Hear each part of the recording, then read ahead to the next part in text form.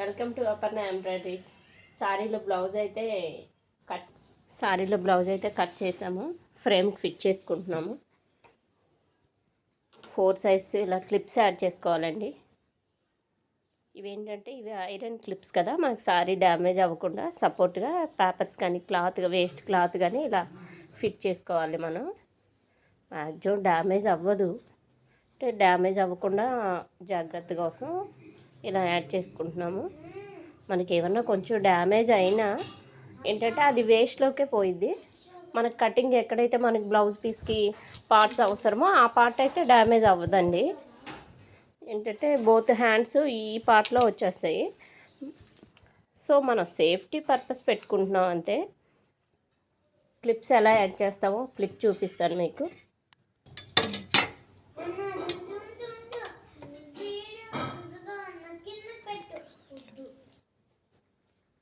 చూడండి, ఈ క్లిప్ని మనం ఇలా ఇక్కడ ఉంది కదా, దీనిలో అయితే ఫిట్ చేయాలి.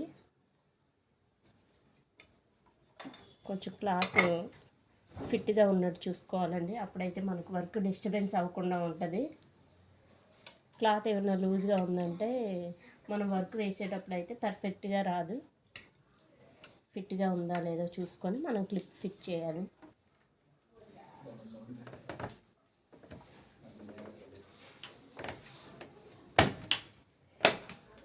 ఫిట్ అయిందండి, ఇలా ఫిట్ చేసుకోవాలి మనం.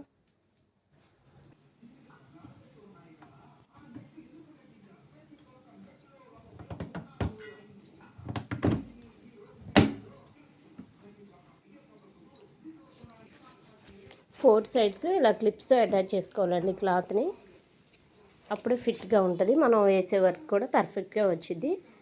సారీ బ్లౌజ్ బార్డర్ చాలా బాగుంది కదండి. బార్డర్ని ఇప్పుడు హైలైట్ చేయాలి మనం.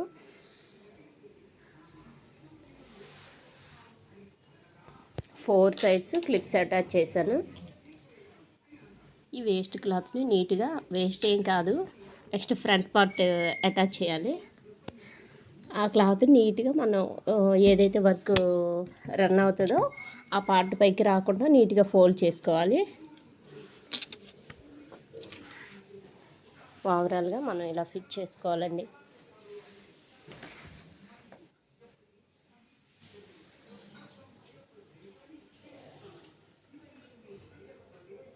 ఫ్రంట్ అవసరం లేదు, మనం ఏ క్లాత్ కానీ పేపర్ కానీ ఏది అటాచ్ చేయని అవసరం లేదు. ఎందుకంటే మనం ఫ్రంట్ సైడ్ ఏంటంటే ఎడ్జ్లో తీసుకుంటాం కనుక, స్టార్టింగ్ తీసుకుంటాం, అక్కడ ఏ డ్యామేజ్ రాదు. ఇక్కడ ఏంటంటే మనకి ఇంకా క్లాత్ ఉంది కదా, మనకి అవసరమైతే హ్యాండ్కి యూజ్ చేస్తాం కనుక ఇక్కడ డ్యామేజ్ అవ్వకుండా చూసుకోవాలి. ఓవరాల్గా బ్లౌజ్ అయితే ఫిట్ చేసేసాము. వర్క్ ఎలా జరుగుతుంది అనేది నెక్స్ట్ వీడియోలో మీకు చూపిస్తానండి. Thank you.